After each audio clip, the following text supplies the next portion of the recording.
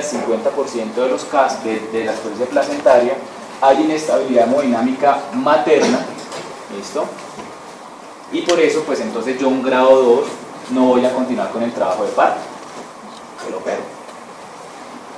Y el grado 3 es aquella paciente que ya tiene un choque materno, ya tiene coagulopatía, ya saben por qué la coagulopatía, por la CID, porque pasa tromboplastina afecta la circulación materna, etcétera, etcétera. Hay hipertonía uterina y normalmente hay muerte fetal. El 50% de la placenta ya está desprendido. Entonces son los pacientes que llegan gritando urgencias con un sangrado que es una cosa espantosa y ya el feto está muerto. ¿Listo? Entonces es una abducción de placenta grado 3 o phase 3. ¿En el grado 1 también lo opero o puedo...? No, porque acuérdense que el grado 1 es asintomático, pues usualmente el diagnóstico es en el 1, en el 1, en el 1. El grado 1 no lo opero. No lo opero.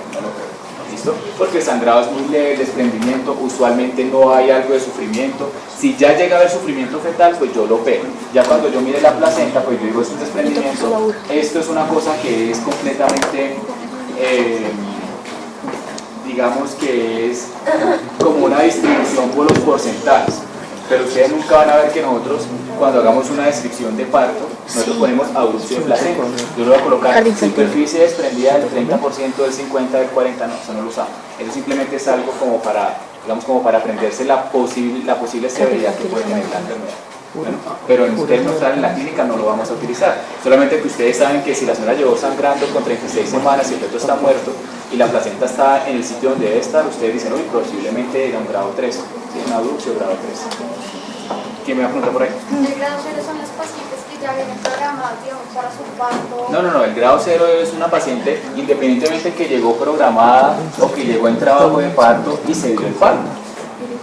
Fue programada o no programada, llegó con contracciones, estaba en 6 de dilatación, yo la hospitalicé y le atendí el parto. O yo la programé para mañana, llegó a las 7 de la mañana y el parto fue a las 3 de la tarde. Cuando yo reviso la placenta, yo veo que tiene un hematoma. Entonces digo que esta paciente tuvo una abducción de placenta. Pero como fue tan pequeño, nunca pasó nada. Durante su trabajo de parto todo fue normal. No nos sirvió la vaina. ¿Y en el grado 1 la paciente? En todo paciente trabajo de parto se debe monitorizar la paciente. En todo paciente, ¿sí? Todo paciente en trabajo de parto está monitorizado. Todo paciente que llega con sangrado le toca hacer una monitoría. O sea, la monitoría es, no sé, es una prueba completamente básica para nosotros. ¿Listo? Entonces, no es que el grado 0 yo no lo monitorice, porque si no monitorizo un trabajo de parto, entonces cómo me doy cuenta si el feto empieza a sufrir o no, si el número de contracciones es menor a 5, ¿sí? Si el feto no presenta las aceleraciones, etc. Sabana, las dos. En la semana 36 es porque hay, o sea, porque no dejan de tener el bebé o porque no se dan. ¿Cómo? Es que ahorita cuando le preguntan a ustedes si la paciente llegaba a la semana 36. Ok, porque es que el principio de la tocolisis, cuando yo hago tocolisis, el principio de la tocolisis es única y exclusivamente obtener tiempo para lograr madurez fetal. ¿Listo? Y yo logro maduración pulmonar cuando tenemos un embarazo menos de 34 semanas. Entonces yo no tengo que colocar tocolisis, por ejemplo, la señora tiene preeclampsia, tiene 36 semanas y entra en actividad uterina. Entonces yo no tengo que eliminar las observaciones cuando se dicen hacer. Porque después de la 34.0 no se nunca hay nada. Y aquí, esto de saber cuánto se les cuando haya sido un alumbramiento.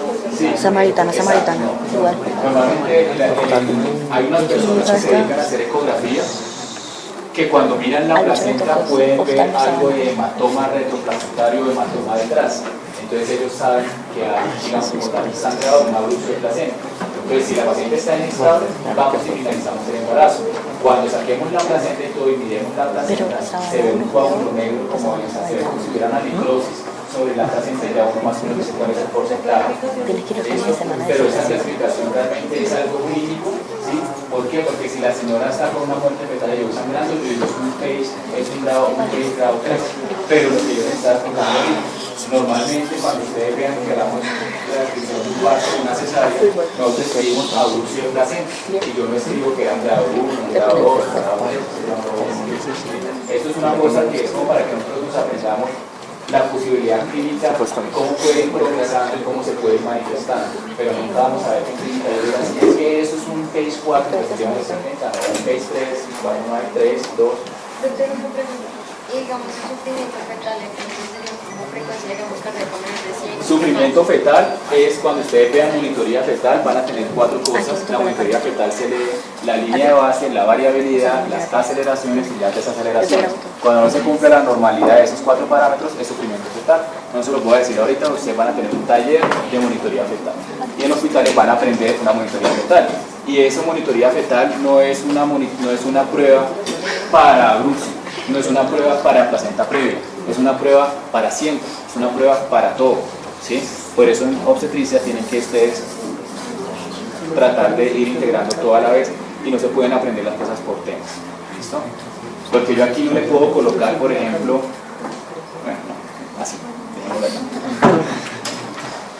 Entonces, ¿cuál es la clínica de esta paciente? Entonces, acuérdense que en paciente con placenta previa, la persona tenía un sangrado rojo brillante, ¿listo? El sangrado usualmente no es doloroso y usualmente no se acompaña de contracciones. En este caso la paciente tiene un sangrado rojo oscuro, se dice vino corto, ¿listo? Asociado a la paciente tiene dolor y asociado a la paciente puede tener una hipertonía uterina o un útero leñoso. O sea, es un cuadro completamente diferente, ¿no? El diagnóstico, pues cuando la paciente llegue en esas condiciones, pues obviamente, dependiendo las condiciones en que llegue, si la señora me llega choqueada no podrá hacer todo esto, si la señora pues está con el sangrado, tiene dolor, pero la tensión está bien, el infecto está bien, tendré tiempo de hacerle la monitoría fetal, tendré tiempo de pedir laboratorios porque tengo que estar pensando en que esa señora en algún momento dado me va a entrar una CID, ¿listo? La monitoría fetal es para ver si hay actividad uterina o signos de sufrimiento fetal agudo, esto es lo que significa sufrimiento fetal agudo, SFA. La ecografía, ¿por qué la debo hacer? Pues la ecografía lo debo hacer porque es de entrada un diagnóstico diferencial con placenta previa, ¿listo? Si la placenta está en el sitio normal, pues ya no es placenta previa. ¿Listo? Y el bienestar fetal, pues la ecografía también sirve para mirar bienestar fetal. ¿Cuáles son los diagnósticos diferenciales? Ahora, no todo paciente que llegue con un sangrado en tercer trimestre son estas dos enfermedades. Una paciente que tenga una cervicitis puede llegar con sangrado. Una paciente que llegue con amenaza de parto pretérmino puede tener sangrado. Una paciente que me llegue con una ruptura uterina, pues va a tener sangrado, eso ya es una catástrofe. Entonces, esta paciente, en la medida de lo posible, para el diagnóstico de abruxio de placenta, pues se han descartado otras cosas. ¿Listo? Entonces, la placenta previa, pues con la ecografía y la clínica lo puedo diagnosticar. La amenaza de parto pretérmino, pues porque a esta señora le hice un tacto, le miré el cervix, le hice una especuloscopia, miré que no estuviera sangrando por otro motivo, etcétera, etcétera. ¿Listo? Y la ruptura uterina, pues esto es otra de las causas de hemorragia de tercer trimestre. Usualmente no se la damos como tal en clase porque es muy extraña, pero normalmente el diagnóstico ya se hace por la parotomía.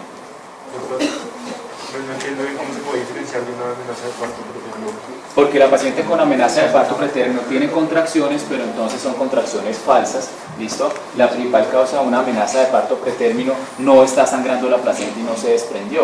Entonces probablemente nunca va a tener inestabilidad hemodinámica ni la mamá, ni nunca va a tener inestabilidad hemodinámica fetal. No va a haber pérdida de ese bienestar fetal. El sangrado es un sangrado que usualmente viene del cervix o se da porque hay pérdida o expulsión del tapón mucoso. Y cuando hay salida de tapón mucoso, pues es un moco sanguinolento. Entonces es un sangrado, pero no va a ser un sangrado como un abruxio que podría dar, por ejemplo, un phase 2 o un phase 3. ¿Listo? ¿Cuál es el tratamiento? Entonces, el tratamiento, pues ingresar a la paciente igual que placenta previa. Todo depende de las condiciones. Entonces, es imposible que yo les diga a ustedes cuál es el tratamiento de placenta previa. Ustedes me digan, sí, doctor, monitorizar, no sé qué, no sé qué. Entonces, tendrán que leerse el caso clínico y después no van a empezar a decir, si yo les pongo una frecuencia cardíaca de 115, eso no está bien. Si yo les pongo una tensión de 90-60 o 85-60, una materna, eso no está bien. Si le pongo frecuencia cardíaca fetal de 108, eso no está bien. ¿Listo? Entonces ustedes tienen que ver todos esos parámetros para poder decir qué van a hacer, porque si no vamos a tener problemas y discusiones en la respuesta. ¿No? Entonces, el tratamiento. Toda paciente, pues usted la tiene que ingresar porque es que llegó con sangrado y está en el tercer trimestre, ¿sí? Y usted le tiene que hacer una monitorización, tanto materna como fetal, para mirar qué va a pasar con el sangrado. Y el tratamiento puede ser conservador o puede ser activo. ¿Cuál es el manejo conservador? Yo les hago una pregunta. Si una paciente, porque no estoy de acuerdo en eso, porque tengo que dar lo que dicen los libros. Si una paciente se le rompió un vasito aquí antes del parto y empezó a sangrar, ese sangrado irá desprendiendo la placenta, ¿sí o no? Entonces, en algún momento dado, ese daño, esa placenta, ese desprendimiento cada vez va a ser progresivo. Entonces a mí no me cabe en la cabeza, por ejemplo, de hablar de un manejo conservador en un abrupcio de placenta, porque para mí el abrupcio de placenta, finalmente, si yo no hago nada, la placenta se va a desprender completamente, ¿sí? Y antes de que se dé eso, pues yo tengo que actuar. Entonces, el manejo conservador, supuestamente, está escrito en los libros, ¿sí? Lo van a ver tanto en la Williams como en la Sego, es que haya un desprendimiento leve de la placenta, ¿sí? Pero tenemos un feto pretérmino, y ustedes ya saben que cuando yo saco un bebé antes de tiempo, pues eso es una morbilidad para el feto. Entonces, el desprendimiento es leve. No tengo el tiempo ideal para que nazca este niño, pero además de eso, como el desprendimiento es muy leve, no hay compromiso materno y el feto está perfecto. Entonces, ahí dice, hagan un manejo conservador. ¿En qué consiste el manejo conservador?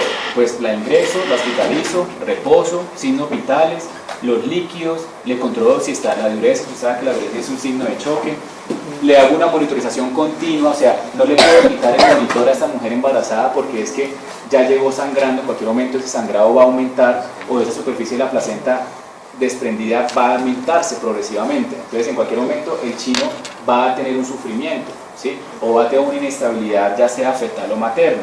Le hago control ecográfico del hematoma supuestamente, ¿sí? Cada 12 o 24 horas. Le pongo corticoides, lo mismo, maduración pulmonar, si es que tiene menos de 34 semanas, si no, no, ¿sí? Pero ante cualquier empeoramiento materno o fetal, yo tendré que actuar de manera activa e inmediata. ¿Qué es actuar de manera activa e inmediata? Pues finalizar el embarazo, ¿sí? Y finalizar el embarazo por la vía más rápida, que es la cesárea. ¿Listo? Entonces, que yo nunca he visto una paciente con abrupcio de placenta a la que nosotros le hagamos un manejo conservador, porque finalmente la señora, cuando yo sospecho el diagnóstico, la señora ya tiene un sangrado abundante, y tiene algún sangrado abundante, ya hay alguna pérdida de bienestar fetal o no.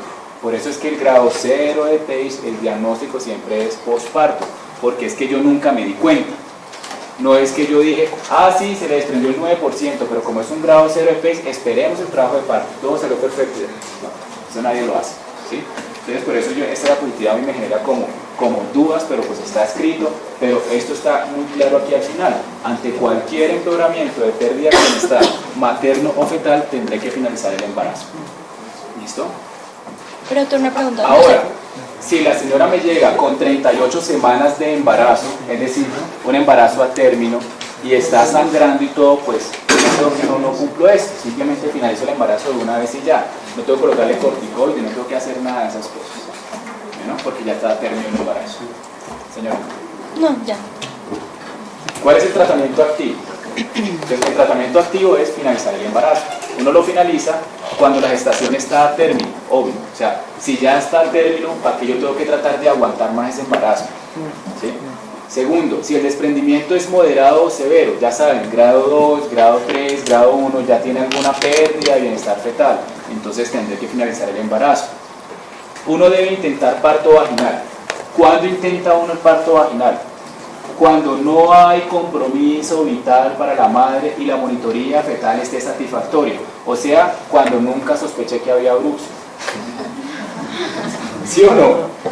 Porque pues no me di cuenta, porque es el diagnóstico cuando uno lo hace retrospectivo, cuando alumbró la placenta y yo miré, oiga, me tiene un hematoma, es un abrupcio, pero muy leve y nunca me di cuenta. Bueno, idealmente no debe prolongarse el trabajo de parto de más de 5 horas. Es que cada contracción uterina es una prueba de esfuerzo. Entonces, si yo tengo una placenta que está desprendida antes de que se me dé el parto, pues obviamente con cada contracción el desprendimiento va a ser mayor, ¿sí? Entonces, si yo veo que la señora está en dilatación de 2 centímetros, pues ¿para qué voy a intentar el parto vaginal? En cambio, si la señora está en dilatación de 10 y en estación de +2, en donde me pega un pujo y me saca el bebé, es más fácil